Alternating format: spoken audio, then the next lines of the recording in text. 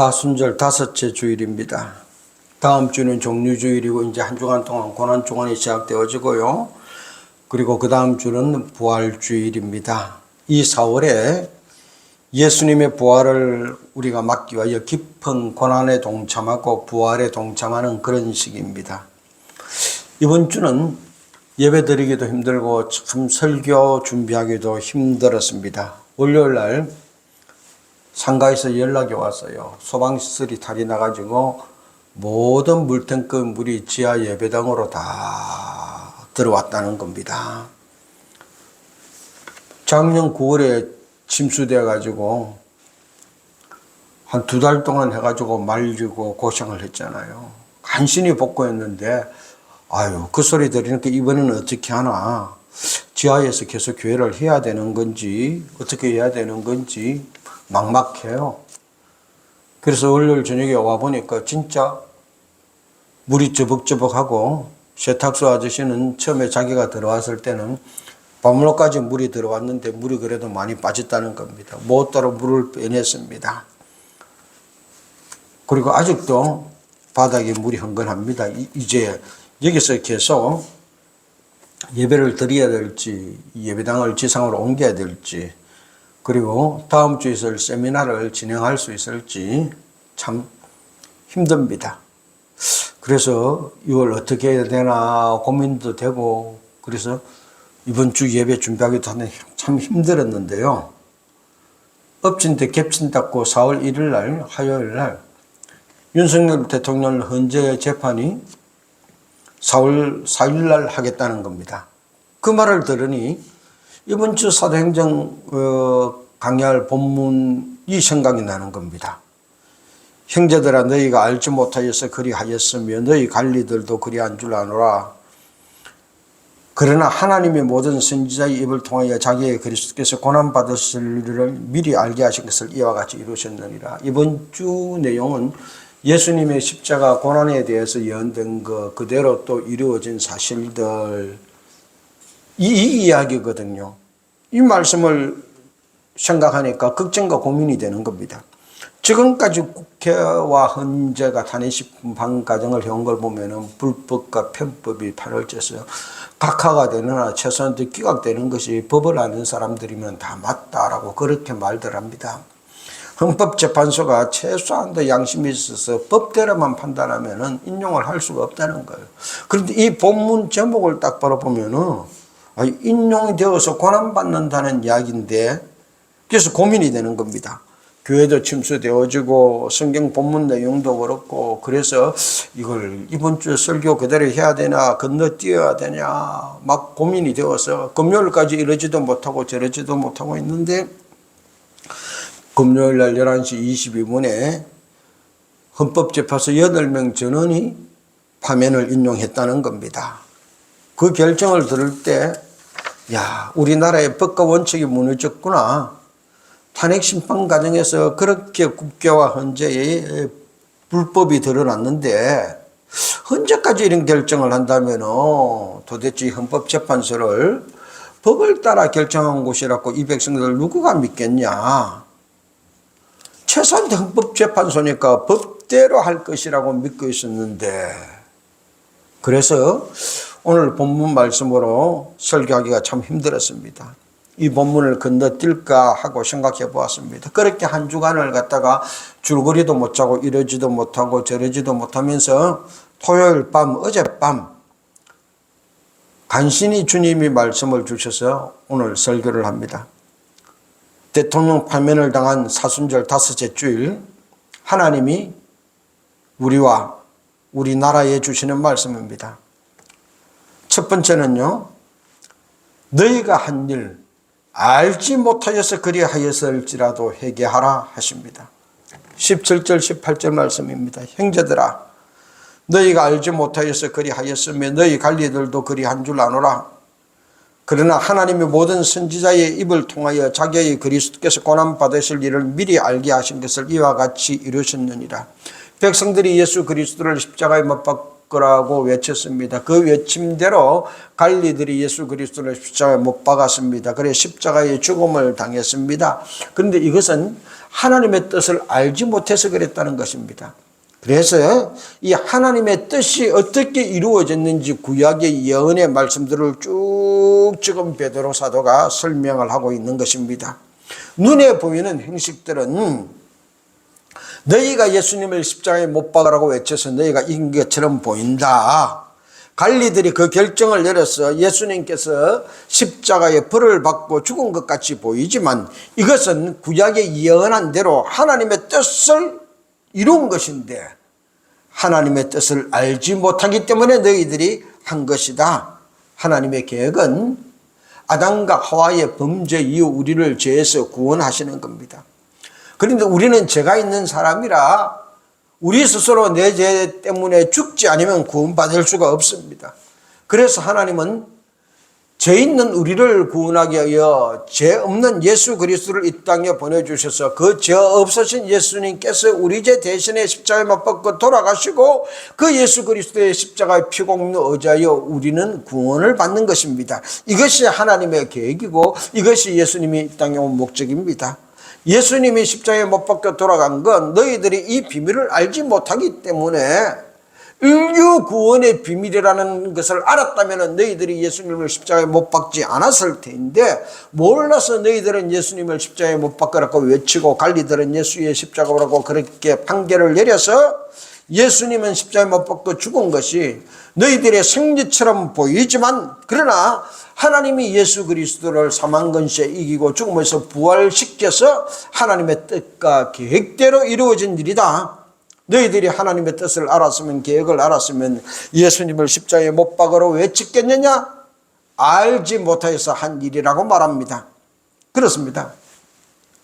사람들은 자기가 다 잘났다, 자기가 많이 안다, 똑똑하다 그렇게 말합니다. 실제로 좋은 대학도 나왔고 많이 배운 것 같고 잘 아는 것 같습니다. 그런데요, 세세하게 따져보면 아는 것보다 모르는 것이 훨씬 더 많습니다. 그게 사람입니다.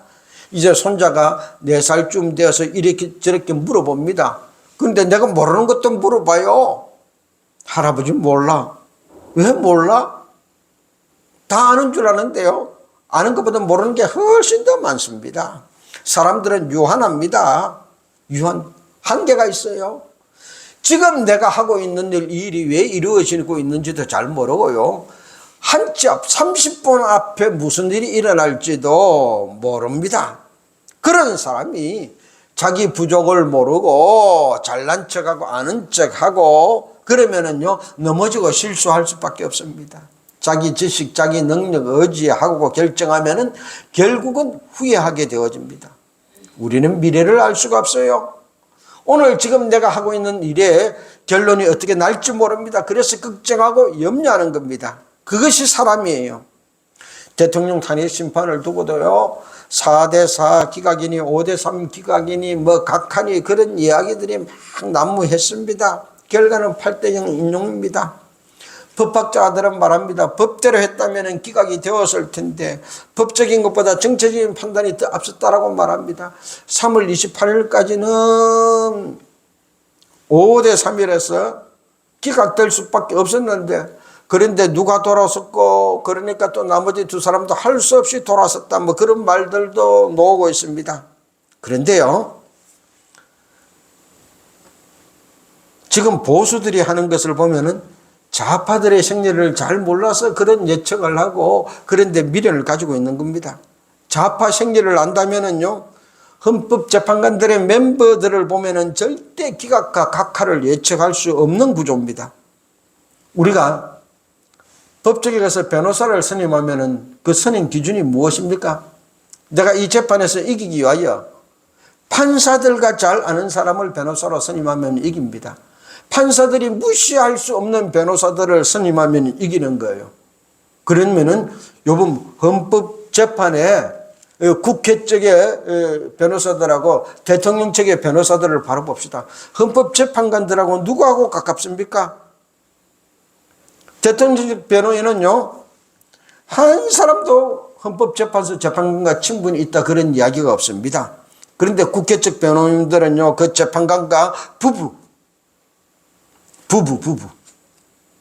형제, 자매, 같은 높음 소속.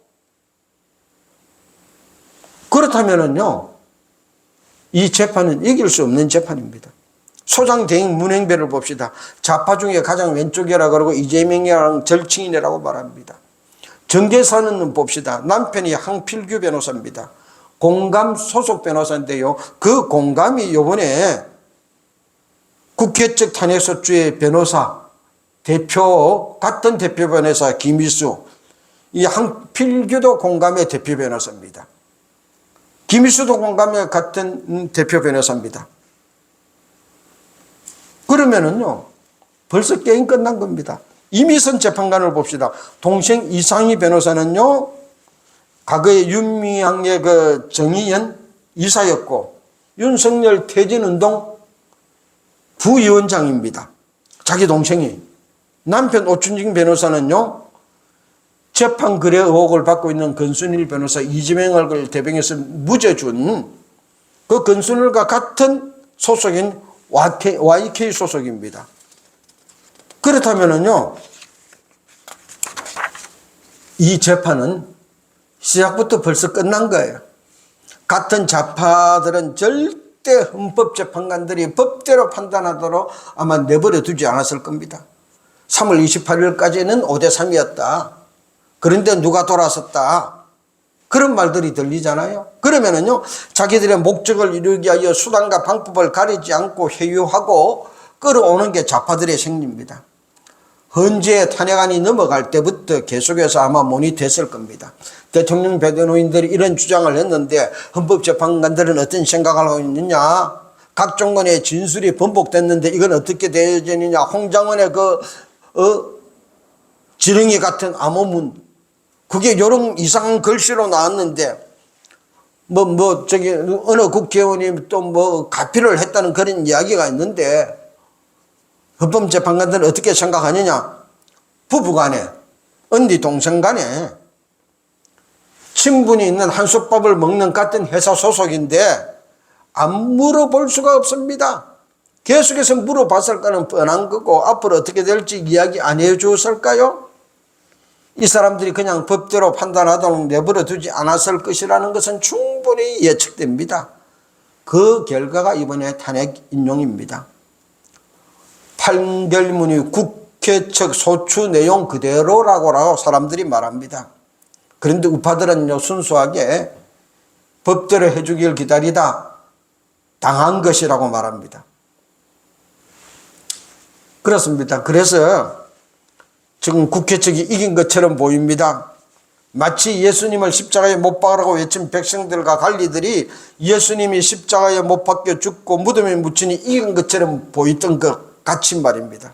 그때까지는 예수님을 십자가에 못 박으라 외친 그들이 이겼다고 느꼈습니다. 그런데요, 그들은 예수님의 십자가의 죽음과 부활에 관한 하나님의 놀라운 계획을 몰랐습니다. 예수 십자가를 통하여 하나님은 우리를 죄에서 용서해 주는 길을 열어주셨습니다. 예수님의 십자가의 죽음은 실패가 아니라, 좌절이 아니라 예수님의 십자가의 죽음으로, 희생으로 우리가 죄에서 구원받는 길이 활짝 열린 겁니다. 예수님의 십자가의 희생으로 구원받는 길이 열렸고, 예수님의 부활로 사망 근세를 깨뜨려버리고 사탄 마귀의 세력을 박멸하는 최종 승리가 이루어진 것입니다. 사법 카르텔, 친중 카르텔, 친북 카르텔을 통하여 대한민국은 죽어가고 있다고 말합니다. 죽어가는 자유 대한민국을 살리려면 누군가의 희생이 있어야 됩니다. 희생 없이, 고난 없이 얻어지는 것은 아무것도 없습니다. 윤석열 대통령의 비상계엄을 2030 젊은이들은 계몽령이라고 말합니다. 우리나라가 이렇게 되어 있는 줄 비상계엄을 통해서 비로소 알았다, 우리가 계몽되었다, 깨우쳤다라고 말합니다. 그렇다면 윤석열 대통령의 파면은 자유 대한민국을 살리기 위한 희생의 시작입니다. 이 희생의 시작을 본받아 백성들이 함께 따라갈 때 자유 대한민국은 다시 일어설 수 있습니다. 그 원리를 모르는 사람들은 지금 이겼다고 기뻐할 것이고, 그 원리를 아는 사람들은 나도 대통령의 희생처럼 자유 대한민국을 위하여 내가 희생하겠다, 이 희생의 반열에 발을 내딛고 같이 발맞추어 걸어가겠다고 나서면은 하나님은 반드시 자유 대한민국을 다시 세워주십니다. 두 번째로, 너희 죄를 회개하여 죄 없이 함을 받으라. 그리하여야 새롭게 되는 날이 주 앞으로부터 이를 것이라고 말씀하십니다. 19절 말씀입니다. 그러므로 너희가 회개하고 돌이켜 너희 죄 없이 함을 받으라. 이같이 하면 새롭게 되는 날이 주 앞으로부터 이를 것이요. 하나님은 우리에게 회개하라 말씀하십니다. 그렇습니다. 알지 못하여 했든지 알면서 했든지 간에 우리가 한 지난날의 삶 회개해야 됩니다. 우리는 대한민국이 이런 지경인 줄 비상계엄령 되기 전까지는 몰랐습니다. 정치가 이렇게 된 줄, 선거가 그렇게 부정이 횡행된 줄, 사법부가 입법부가 그런 줄, 우리나라에서 중국인이 얼만큼 선거에 참여하고 있고 어떤 혜택을 받고 있으며 이 나라가 친정 친북 카르텔에 의해서 이런 지경이 되었다는 사실을 우리는 내 잘 먹고 잘 살고 자기 살기만 급급해가지고 몰랐습니다. 그런 우리의 삶을 우리부터 회개해야 되는 겁니다. 하나님, 내가 살기에 바빠갖고 내 잘 사는데 초점이 맞추어져서 정말로 잘못했습니다. 나라가 이 지경이 되는 줄 몰랐습니다. 용서해 주세요. 이 나라가 공산화되어지면은요, 우리에게 종교의 자유는 없어집니다. 그렇게 되어가는 줄 모르고 교회를 없애는 그 감염병 법을 통해서 폐쇄할 수 있는 법까지 만들어져 있잖아요. 언제든지 지방자치제 그 장들이 교회를 폐쇄할 수 있는 그런 법이 만들어져 있습니다. 그 지방자치단체장 선거에 이번 4월 1일 선거만 해도 뭐 10만 명이 넘는 외국인들이 투표를 했는데 그 중에 80%가 중국인이다라고 말하지 않습니까? 언제든지 자기들 마음에 드는 시장을 뽑아서 교회 문 닫게 할 수 있는 지경이 된 겁니다. 그렇게 된 줄 모르고 살아온 우리부터, 그리스도인들부터 우리 죄를 회개해야 됩니다. 우리가 회개할 때 하나님은 우리의 죄를 용서해 주시고 새날을 열어주십니다. 용서해 주겠지 하고 가만히 있어서는 곤란해져요. 내가 입을 열어서 잘못했습니다. 내 탓입니다. 고백해야 되는 겁니다. 나는 그래도 괜찮아졌냐, 네가 잘못이야 라고 말하면요, 그렇게 서로 네 잘못이다라고 말하기 시작하면은 아무리 잘나도 아무리 많은 사람이 있어도 그 집단은요 망하는 게 뻔합니다. 그러나 아무리 모인 사람이 적어도요, 모인 사람들이 못나서도 내가 잘못했습니다, 내 탓입니다라고 말하면은요 그 집단은 살아납니다. 지금 자유 대한민국이 살아날 수 있는 길은 우리 그리스도인들부터, 우파부터 내가 잘못했습니다, 내 탓입니다 라고 통해 자복하는 겁니다. 대통령이 그렇게 된 거, 이 나라가 이렇게 된 거 누구 탓이 아니라 바로 내 탓입니다. 사람 숫자를 의지하지 맙시다. 사람의 지식을 의지하지 맙시다. 세상 권력을 의지하지 맙시다. 오직 예수님만 의지하고 내가 잘못했습니다, 오늘의 대한민국의 상황은 다 내 잘못입니다 라고 통해 자복합시다. 골방에 있다면 혼자서 눈물을 흘리며 통해 자복하고 회개하고, 교회에 함께 모여서는 교회 공동체가 내 잘못입니다 회개하고, 강장에 모였으면 강장에 모인 그 모든 시민들이 미스바 강장에 모인 사람들처럼 하나님 우리 죄를 용서해 주시옵소서 통해 자복할 때 하나님은 이 나라를 다시 살려주십니다. 그때 새롭게 되는 날이 주 앞으로부터 다가옵니다. 새롭게 되는 날은 세상에서 오는 것이 아닙니다. 주님으로부터 오는 겁니다. 주님이 주십니다. 사람들이 새롭게 되는 날을 가져다 주는 것도 아니요, 많은 숫자가 모였다고 새롭게 되는 날이 이루어지는 것도 아니고, 정치가가, 근세가가 많은 돈이 새롭게 되는 날을 이 나라에 주지 않습니다. 오직 주님만이 주십니다. 내 개인의 새로움도 주님이 주실 것이고, 이 나라 자유 대한민국을 새롭게 해주시는 것도 주님이 해주십니다. 우리가 회개하고 용서받을 때 이 땅에 새로운 자유 대한민국을 주님이 만들어 주십니다. 회개하고 제사함 받아서 주님으로부터 오는 새로운 자유 대한민국을 기다립시다. 마지막으로 세 번째로, 하나님은 예수님을 통하여 우리에게 지도자를 세워주시고 이 나라에 하나님의 복을 주십니다. 20절 말씀입니다. 또 주께서 너희를 위하여 예정하신 그리스도 곧 예수를 보내시리니, 베드로가 모세로부터 계속되어진 구약의 예언 예수님을 보내시리니 한 예언대로 주님이 오셨다는 사실을 설명하고 있습니다. 그렇습니다. 예수님이 오시면 우리가 다시 살아납니다. 오직 예수님만으로 우리가 다시 살 수 있습니다. 세상의 정치 체계가 우리를 살려주는 것 아닙니다. 세상의 근세가 아닙니다. 하늘과 땅의 근세를 가진 예수님만이 우리를 다시 살려주십니다. 하나님은 애굽에서 종살이하던 이스라엘 백성들을 출애굽시키기 위하여 모세라는 지도자를 보내주었습니다. 그 하나님께서 지금 종북화되어가는 이 나라를 새롭게 하시려고 자유 대한민국을 다시 이렇게 세우기 위하여 주님이 세운 하나님의 뜻에 순종하는 일꾼을 보내주실 것입니다. 22절 말씀입니다. 모세가 말하되 주 하나님이 너희를 위하여 너희 형제 가운데서 나 같은 선지자 하나를 세울 것이니 너희가 무엇이든지 그의 모든 말을 들을 것이라. 누구든지 그 선지자의 말을 듣지 아니하는 자는 백성 중에서 멸망받으리라 하였고, 수천 년 전 모세가 예수님 오실 것을 예언합니다. 말합니다. 예수님이 오실 것이니 그의 말을 들으라. 들으면 산다. 듣지 아니하면 멸망받는다라고 말합니다. 그렇습니다. 우리가 주님의 말을 들으면 살고 주님의 말씀을 듣지 않으면 멸망당합니다. 주님 말씀만 듣고 따라갑시다. 이 나라를 다시 살리는 건 정치가들의 말, 경제가들의 말이 아닙니다. 주님의 말입니다. 25절 26절 말씀입니다. 너희는 선지자들의 자손이요 또 하나님이 너희 조상과 더불어 세우신 언약의 자손이라. 아브라함에게 이르시기를 땅의 모든 족속이 너희 씨로 말미암아 복을 받으리리 하셨으나 하나님이 그 종을 세워 복 주시려고 너희에게 먼저 보내사 너희로 하여금 돌이켜 각각 그 악함을 버리게 하셨느니라. 하나님은 회개하고 새롭게 된 우리를 통하여 이 땅이 복받기를 원하고 계십니다.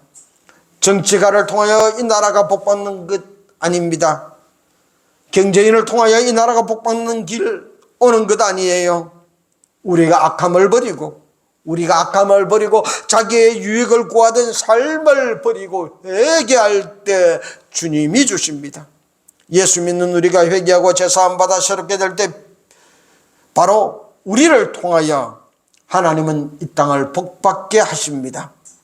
의인들만 있으면 멸망치 않으리라 말씀하신 하나님이십니다. 이 땅에 회개하는 자, 진정으로 주님 앞에 공에 잡아가고 주님의 뜻을 강구하는 자가 있다면 주님은 이 나라를 멸하지 않고 구원시켜 주실 것입니다. 그리스도인들이 앞장서서 회개해야 될 이유가 바로 여기에 있는 것입니다. 우리를 통하여 자유 대한민국이 다시 복받는 나라로 세워질 것입니다. 이 나라가 사는 길은 우리가 악함을 버리고 회개하여 주님께 용서받는 것입니다. 윤석열 대통령 파면된 것을 보고 이 전국에 네 잘못이다, 네가 잘못했다 탓하지 마세요. 그러면은 멸망입니다. 내 잘못이다, 내 탓이다. 우리가 회개할 때 주님이 용서해 주십니다. 그리하면 천하 만물을 창조하신 하나님의 능력이 우리와 함께 해 주십니다. 그 하나님의 능력이 우리를 새롭게 해주십니다. 그 하나님이 악한 사탄 마귀 세력을 물리치고 이 땅에 자유 대한민국을 다시 세워주실 것입니다. 이전엔 대통령이 파면되어서 6월 3일 대통령 선거를 할 수밖에 없게 되었습니다. 자유 대한민국을 세우려면은요, 그 선거에서 이기는 겁니다. 그러려면은요, 윤석열 대통령이 우리를 계몽시키고 파면되어서 자유 대한민국을 세우기 위한 하나의 미랄이 되었듯이 이제는 우리가 이 뜻을 이어받아 이 미랄의 행렬에 동참하는 겁니다. 계몽된 백성들이 동참하고 또 동참하고 또 동참하고 동참의 행렬이 이어질 때 6월 3일 대선에서는 분명하게 승리하게 될 것이고 자유 대한민국이 이길 것입니다. 아무리 선거 부정이 많다 할지라도 하나님이 지키시고 보호하시고 그 사탄 마귀의 괴계를 깨뜨리고 이 나라에 새로운 자유 대한민국을 오게 해 주실 것입니다.